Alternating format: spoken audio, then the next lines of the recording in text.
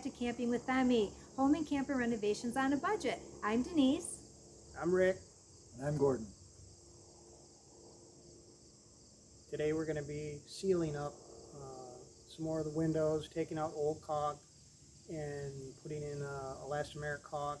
And this is Gordon's doing a lot of that work, and you can maybe explain how we go about doing that. We go about And Gordon is our son, by the way. In case you haven't seen the craft room video where we laid the flooring together. generally that involves removing the old caulk by caulk, silicone, whatever they sealed it with, and then any putty that's oozed out of the seams. You want to remove all that.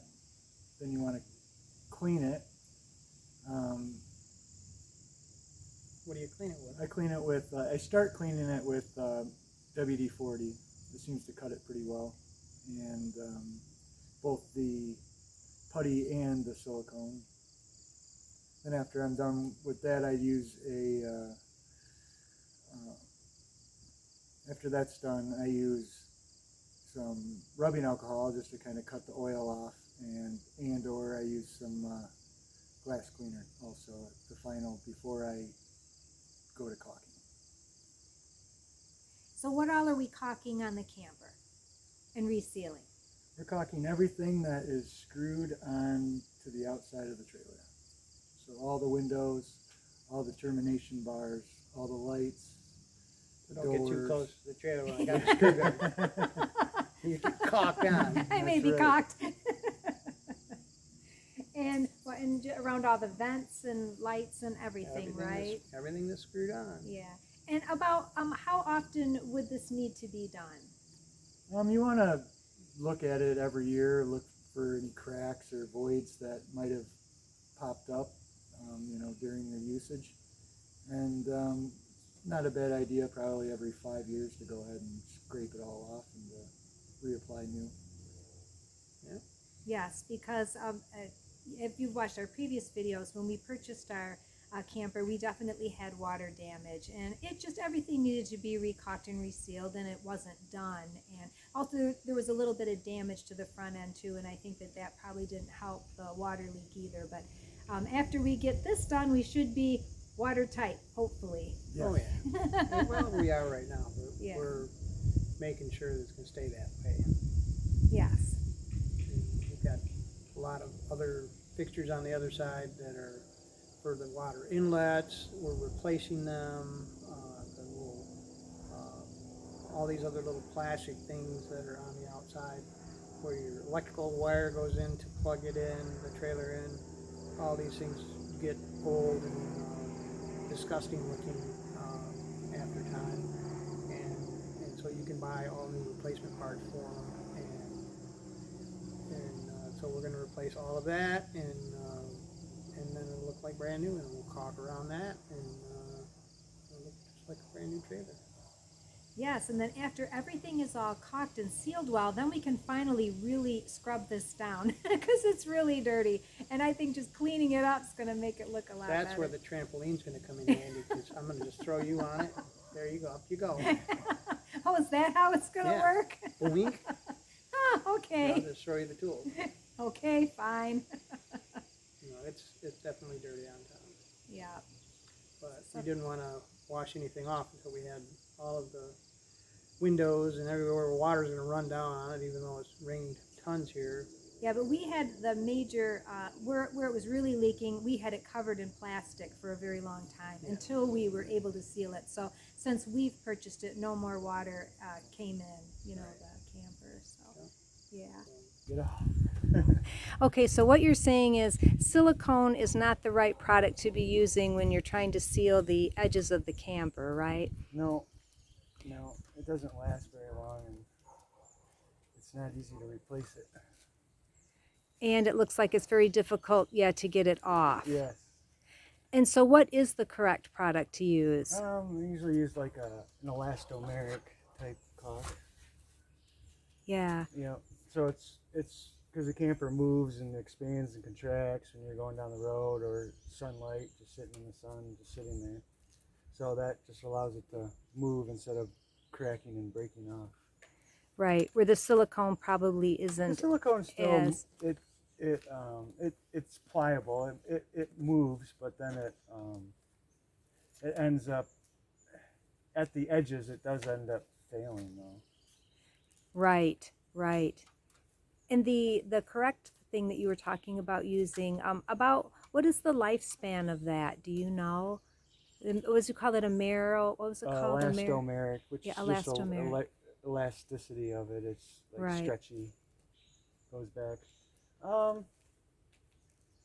don't know, 5 to 10 years probably. I Oh, mean, it okay, doesn't. right. They don't last. The caulking seems not to last as long on trailers. Right, right. So this is something that you need to do, like you said, between every 5 and 10 years, you need to go around and put new caulk on, and to Yep. keep it watertight. We really should check it a couple times a year and look for cracks, because one little crack will turn into a big problem on the inside. Yes, and as we know, water always wins. Yes, it does. It always wins. It finds its way in somehow. That's right. That's right.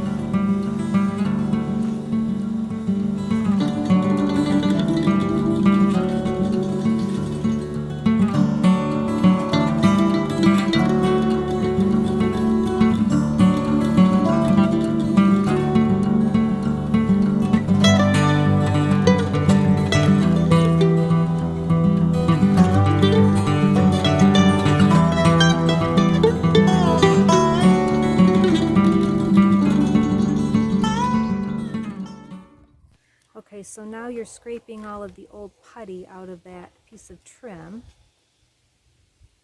Yep. You can put new putty in and screw it back down.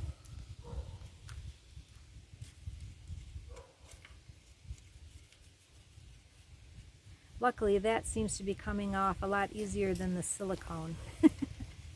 Yes. And WD-40 cuts it too. Oh, that's good to know. He said when your new piece of this comes straight, so you have to bend it and contour this bend over the top. So you start screwing it, and then you bring it down and screw a little bit more, and then you bang it with a rubber mallet until you fix the contour. I got a rubber hammer in the garage. So in some ways, it's a little easier to use the older one as long as it's in decent shape, Yep. right? So you don't have to bend it. Yep, it makes it a little bit easier. Yeah.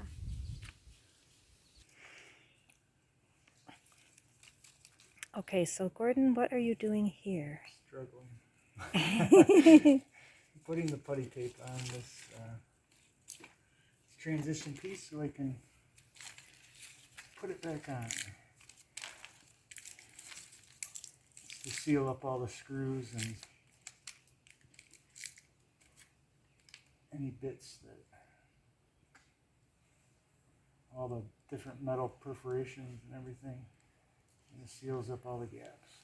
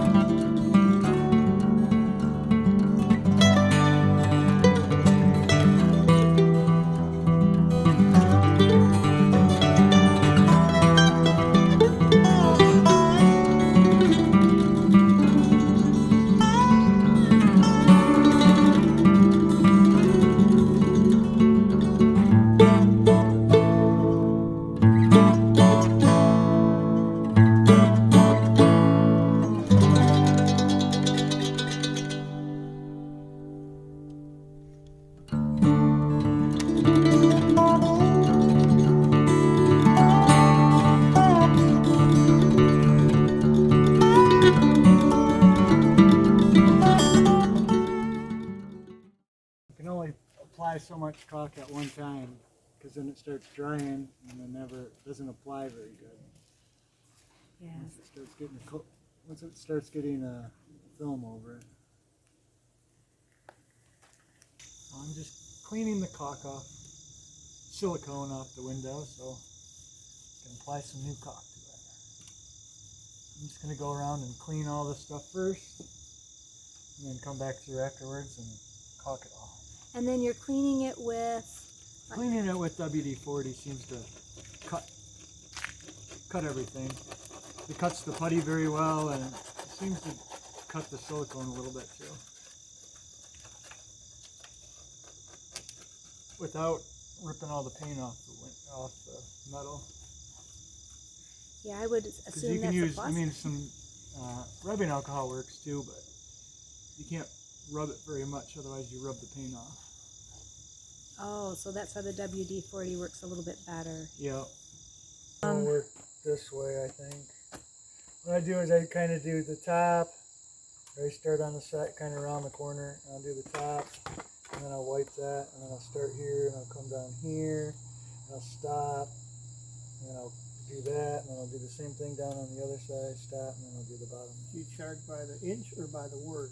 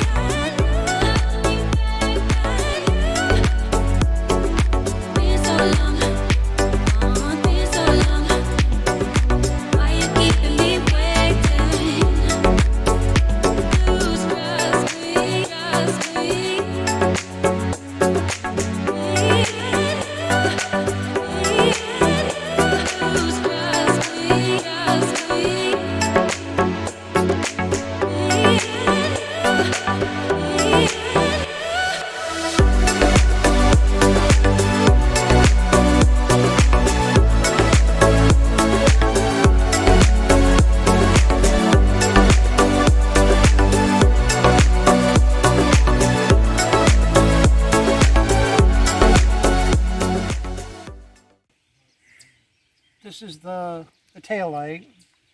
It also has the license plate bracket, which is busted off, but they're plastic and they wear, and the bulbs corrode out from sitting. Obviously, some water, moisture collected in here, and so they sell these brand new, the whole assembly to replace. So we're going to clean this. This goes on here between the light, and then the new one's identical and goes on here.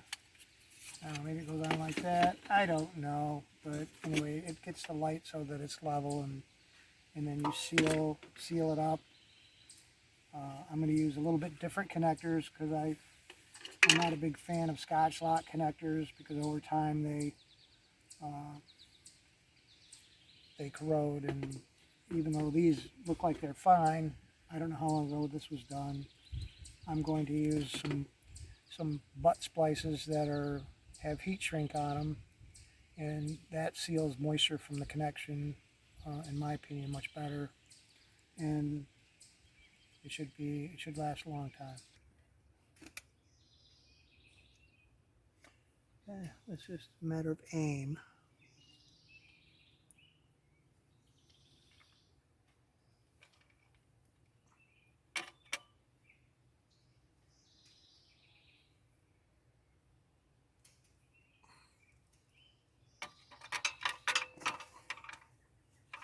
What have you done with my heat shrink gun?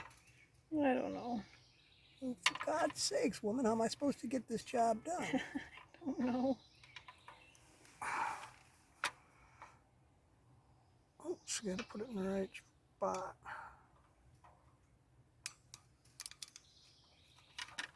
Alright. Okay. These are New the lights. Krypton XL 4002 1 gigalumen rear tail lights. You get too close and I'll hit them and you'll find out how good they are. Yes, we are getting new lights, new tail lights for the camper. Well, the other ones, the bulbs had corroded into the sockets and they just, water had gotten in there, and I don't know if you can keep water out of it or not, but we're gonna caulk around the whole thing and hopefully it'll last a few years.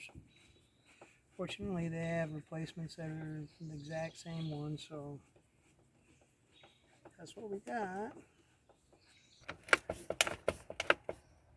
So we're gonna cut around here on both sides to make that bottom part sit flat and not bend our little rabbit ears there. Right, so that the lens cover fits tightly. Right, because it's bending these in, and then our lens cover is just not going to hold on there. So right now we're just putting it together because we've had enough for one day.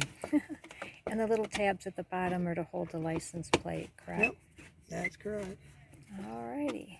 Yep, you just got to be careful because one obviously busted off because On the old light, yeah. you know it's obviously easy to catch it on stuff. Right.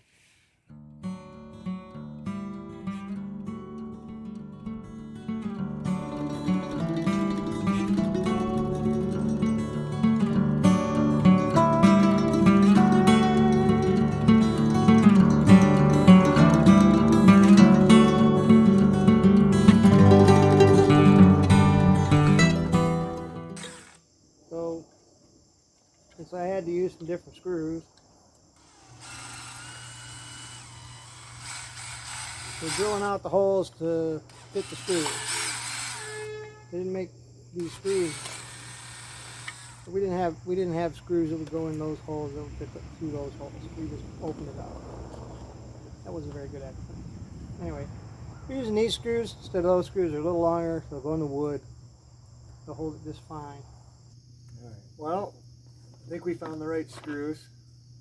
We needed some longer screws, but not too long, and to be just the right size. So, I think we accomplished that. Now we're going to finish putting in the light.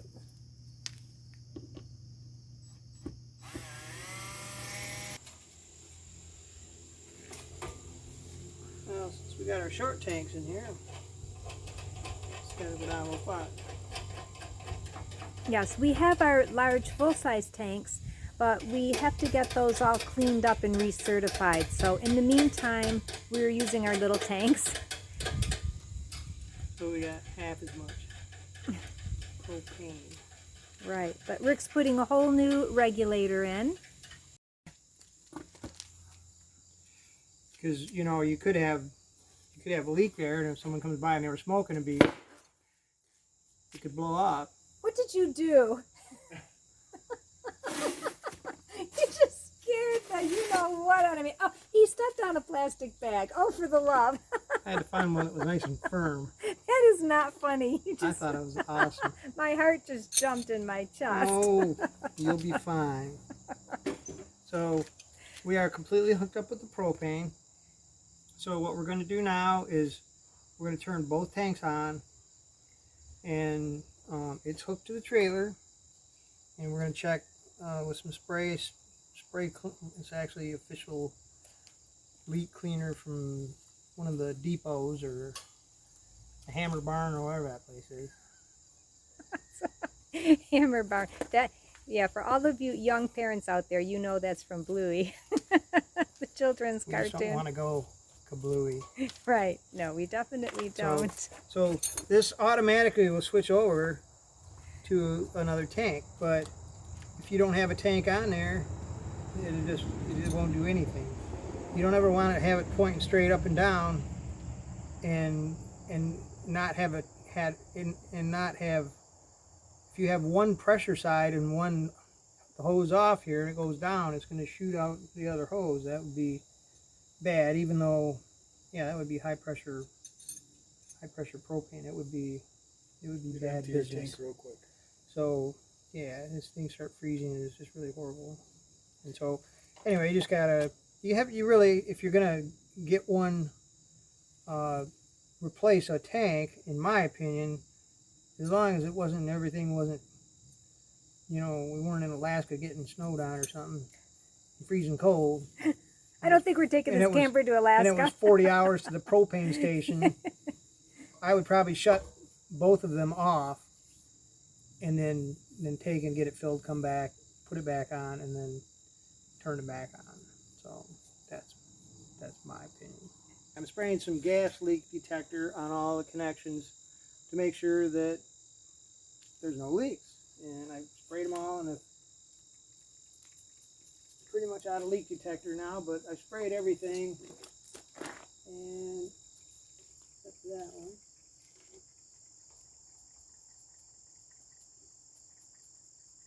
Just enough leak detector. But it's like soapy water. Soapy water does the same thing. And you would see bubbles. It would be very apparent. Just like if you're checking a tire for an air leak, you can spray soapy water on it. Same effect. So up here, high pressure, you'd hear it, you'd smell it, you'd hear it coming out of here. Down to here, it's like not even 1 psi, I guess, so it's not very high pressure, but it still can leak if your connections are bad. So you always want to leak check it, and it looks like everything is good. Plus, you would be able to smell the propane if there was a leak, and I got both tanks open. I don't smell anything, so.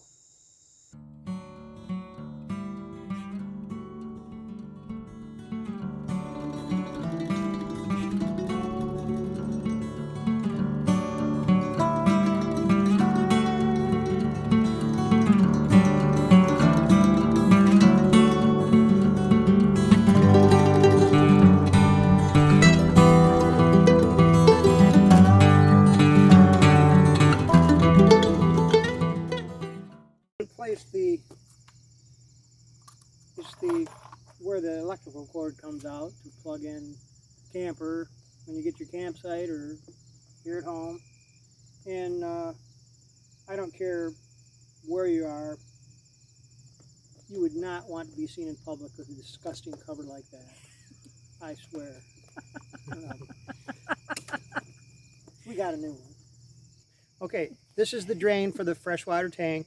It was kind of plugged up. Probably could have got it unplugged, but it's very brittle, and it's just old and has to be replaced. And this was the inlet for the pressure water. If you hook up a hose, we're replacing that. But he has that in already. We've got the putty in.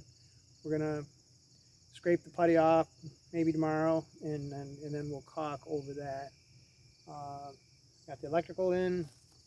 We got the city water connection, which is I guess you just put a hose in. Yep. And then you can just fill the tank without having, just fill it up and then put the cap on. But the other ones for if you're at the campground and you want to use your water all the time, well, you got pressurized water. We have a pressure regulator, which everyone should own. Put that right before the hose at the spigot, and put the hose on. And then we also have a 90-degree brass fitting that goes on here, and that's so your hose isn't sticking way out like that and hanging down. It brings your hose down nicely to the ground and keeps it out of the way of reckless grandchildren and things like that. Reckless grandchildren. Well, you know how they are. I'll give a hoot about my camper hose.